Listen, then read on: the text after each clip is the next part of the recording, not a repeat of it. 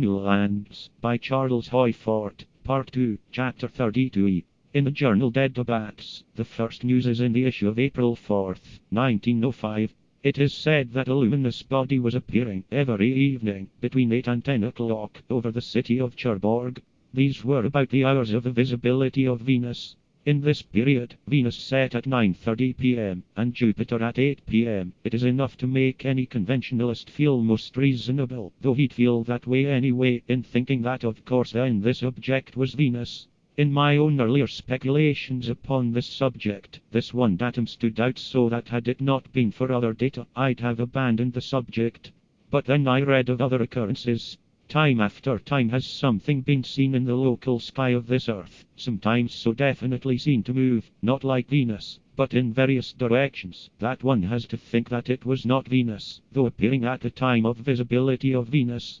Between these appearances and visibility of Venus there does seem to be relation. In the journal, it is said that Cherbourg had an apparent diameter of 15 centimeters, and a less definite margin of 75 centimeters, seemed to be about a yard wide, meaningless of course. In the Bulletin de la Société Astronomique de France, it is said that, according to reports, its form was oval. In the journal Dead Debates, we are told that, at first the thing was supposed to be a captive balloon, but that this idea was given up because it appeared and disappeared.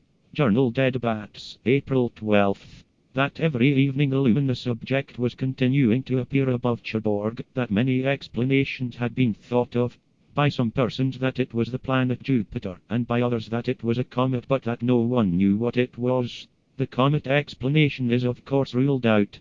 The writer in the journal expresses regret that neither the Meteorological Bureau nor the Observatory of Paris had sent anybody to investigate, but says that the Prefect Maritime of Cherbourg had commissioned a naval officer to investigate.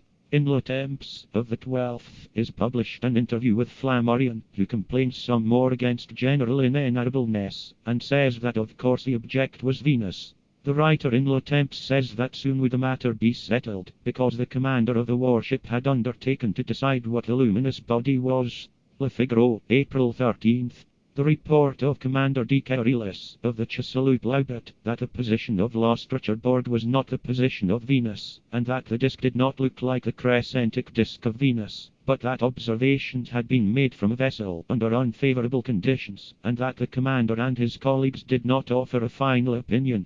I think that there was inenarrableness all around. Given visibility, I can't think what the unfavorable conditions could have been. Given, however, observations upon something that all astronomers in the world would say could not be, one does think of the dislike of a naval officer, who, though he probably knew right ascension from declination, was himself no astronomer, to commit himself. In Le Temps, and other newspapers published in Paris, it is said that, according to the naval officers, the object might have been a comet, but that they would not positively commit themselves to this opinion, either.